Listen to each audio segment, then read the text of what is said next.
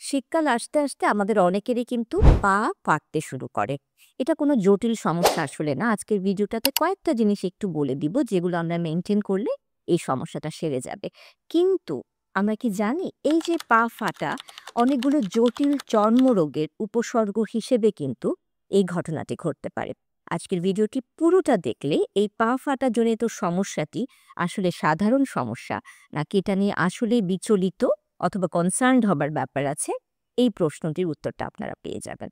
শীতকালের কথা একটু আগে বলে শেষ করি। আমি জানি শীতকাল আসি, আসি করছে, এরই মধ্যে আমাদের অনেকেরই পা ফাটতে শুরু করেছে। আসলে এই যে আর্দ্রতার পরিবর্তনটা আছে, আমাদের স্কিন কিন্তু এই সময়টাতে ময়েশ্চার ধরে রাখতে পারে না। এবং যখন স্কিন এই ময়েশ্চারটা ধরে রাখতে পারে না, তারই প্রকাশ হিসেবে একদম ফাটল বা চির আমরা দেখতে পারি, বিশেষ করে আমাদের পায়ের গোড়ালির যে অংশটাতে আছে। এবং এই একই জিনিসটা অনেকের হাতের ফিঙ্গার টিপসেও অনেক সময় চলে আসতে পারে। এবং একদম মোটা দাগের সহজ ভাষায় যদি বলি এটার চিকিৎসাটা তাহলে কি হবে? এই যে আমি ময়েশ্চারটা ধরে রাখতে পারছি না, অনেকভাবে এই ময়েশ্চারটা ধরে রাখার ব্যবস্থা করতে হবে। তার মানে ময়েশ্চারাইজার লাগাতে হবে। এখন এই ময়েশ্চারাইজার এটা কোনো ফ্যান্সি জিনিসই হতে হবে, ব্যাপারটা একেবারেই সেটা না। এবং একেবারে পুরোপুরি চির বা ফাটল এসে যাওয়ার আগে, আগে অর্থাৎ এই যে শীতটা আসি, আসি করছে, এখন থেকেই আমাদের পায়ের যত্ন যদি আমরা নিতে পারি তাহলে সেটা খুবই ভালো হবে। এবং আমরা এক্ষেত্রে কি ব্যবহার করতে পারি? ইনার্ট অয়েল যেগুলো আছে, আমরা glycerine, extra virgin olive oil, liquid paraffin আমরা ব্যবহার করতে পারি। আবার পেট্রোলিয়াম জেলি যেটা আছে, এবং অবশ্যই আমরা খেয়াল রাখবো এই ধরনের প্রত্যেকটা প্রোডাক্ট যেন অবশ্যই গন্ধবিহীন হয়। অর্থাৎ আমরা যে পেট্রোলিয়াম জেলিটা বলছি সেটাও গন্ধবিহীন হয়। এটা আমরা ব্যবহার করতে পারি। আরেকটা ব্যাপার, ওভার দ্য কাউন্টার আমাদের যে ফার্মেসিগুলো আছে সেখানে কিন্তু লিকুইড প্যারাফিন এবং সফট প্যারাফিনের একটা মিক্সচার কিনতে পাওয়া যায়। এটাও আমাদের ফার্মেসির যারা আছেন তাদেরকে বললেই তারা বুঝে যায়। এটাও কিন্তু আপনারা ওভার দ্য কাউন্টার কিনতে পারে। এটা পেট্রোলিয়াম জেলির চেতে ব্যবহারের ক্ষেত্রে একটু বেশি আরাম পাওয়া যায়। কারণ এটার সফটনেসটা আরেকটু বেশি থাকে। তাই যখনই শীতটা আসি, আসি করছে এই সময়টাতে দিনে ২ থেকে ৩ বার বিশেষ করে ওভারনাইট যদি আমরা ময়েশ্চারটা প্রোভাইড করতে পারি সেটা আমাদের জন্য ভীষণ, ভীষণ উপকারী হবে। এই প্রিভেনশনের অর্থাৎ শীত আসার আগে কাজটা শুরু করে দিলে আমাদের এমনও হবে যে ইনশাআল্লাহ এটা আসলে পুরোপুরি ফাটার দিকে যাবেই না। আর যদি পুরোপুরি ফাটল চলেই আসে তখন অবশ্যই আপনি একজন বিশেষজ্ঞ চিকিৎসককে দেখাবেন এবং তার অধীনে থেকে কিছু আ এক্সট্রা চিকিৎসা আছে যেগুলো তো আপনি অবশ্যই নিতে পারেন। এবার একটু চলেন কথা বলি এই পা ফাটা যখন বিভিন্ন জটিল চর্মরোগের কারণ, এটা বলতে আসলে কি বোঝাচ্ছি? অনেকের দেখবেন এই পা ফাটার ব্যাপারটা এবং সেম জিনিসটা হাতেও হতে পারে।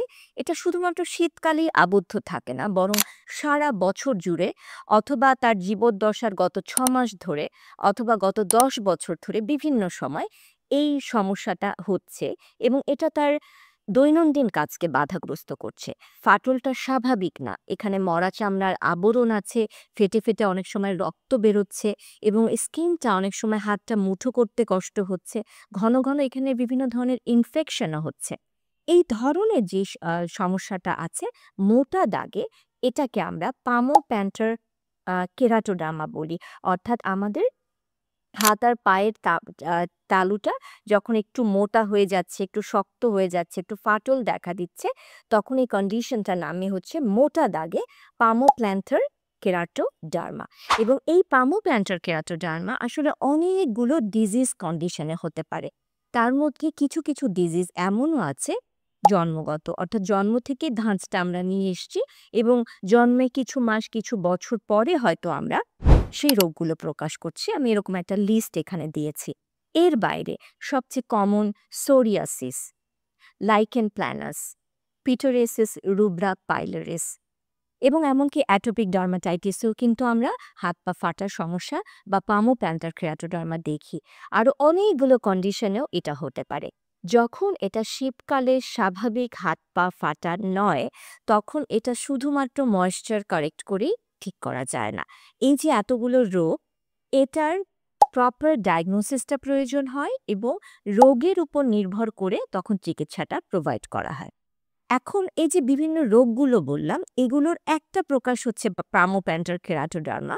কিন্তু এই প্রত্যেকটা রোগেরই কিন্তু আরো কিছু উপসর্গ থাকে। যেমন ধরেন আমরা যদি সোরিয়াসিস বলি, এই ব্যক্তির বা আক্রান্ত ব্যক্তির হয়তো হাঁটুর অংশে, এলবোর অংশে এ ধরনের এক্সিমাটাস চেঞ্জ আছে, হতে পারে নখগুলো আক্রান্ত হয়ে আছে এবং মাথার স্ক্যাল্পেও একটা খুশকির আমরা এত বছর ধরে ভাবছি খুশকি কিন্তু কিছুতেই সারছে না। সব মিলিয়ে কিন্তু আমরা সোরিয়াসিসের দিকে চিন্তা করি। লাইকেন প্ল্যানাস আরেকটা কন্ডিশন। এগুলোতেও কিন্তু আমাদের পামোপ্যান্টার কেরাটোডার্মা হয় এবং কিছু, কিছু ক্ষেত্রে আমরা স্কিনের চেঞ্জ পেতে পারি। এবং বাকি যে রোগগুলা বললাম প্রত্যেকটি বেলাতে এটা শুধুমাত্রই পাম সোলে আবদ্ধ নাও হতে পারে, অন্য উপসর্গ দেখেও স্পেশালি নখ এবং স্পেশালি আমাদের শরীরের অন্য ত্বকের অংশ দেখেও কিন্তু ওই রোগটা সম্পর্কে আগাম একটা পূর্বাভাস করা যেতে পারে। কিন্তু এই ক্ষেত্রে একেবারে স্পেসিফিক যদি আমরা ডায়াগনস্টিক ইনভেস্টিগেশনের কথা বলি তাহলে সেটার নাম হচ্ছে স্কিন বায়োপসি। অর্থাৎ এই জায়গা থেকে পাম বা সোল থেকে আমরা এক চিমটি চামড়া নিয়ে নিব এবং সেটা আমরা ল্যাবে পাঠিয়ে দিব মাইক্রোস্কোপের তলায়। আর তখন আমরা খুব স্পষ্টভাবে বুঝতে পারবো আসলে রোগটা কি। তবে সেই ক্ষেত্রে একজন ডার্মাটোলজিস্টের ভূমিকা অনস্বীকার্য, কারণ প্যাথোলজিস্টকে অবশ্যই ডার্মাটোলজিস্টের গাইড করে দিতে হয় যে তিনি কোন কোন রোগ ক্লিনিক্যাল হিস্ট্রি থেকে এবং ক্লিনিক্যাল এক্সামিনেশন থেকে পেয়েছেন। তাই পামোপ্যান্টার কেরাটোডার্মা এবং এখানে কথাটা না বললেই না, ট্রিটমেন্ট কিন্তু ভীষণ দীর্ঘমেয়াদী এবং বেশ ধৈর্য ধরে করতে হয় রোগের উপর নির্ভর করে, অর্থাৎ কোন ডায়াগনোসিসটি হলো তার উপর নির্ভর করে। তাই যারা শীতকালে স্বাভাবিক পা ফাটার সমস্যাতে ভুগছেন তাদের জন্য এটা খুবই বিচলিত, একেবারে বিচলিত হবার মতো কিছু না। অবশ্যই তারা যে আমি অল্প কয়েকটা ময়শ্চারাইজারের আমি সাজেশন দিলাম এগুলোই এখন থেকে শুরু করে দেন, অনেক ভালো থাকবেন। যারা অন্য যেই প্যাটার্নটার সাথে মিল পেলেন তারাও অবশ্যই ময়শ্চার দিয়ে শুরু করবেন। কিন্তু এটার পাশাপাশি অবশ্যই একজন বিশেষজ্ঞ চিকিৎসকের শরণাপন্ন হবেন।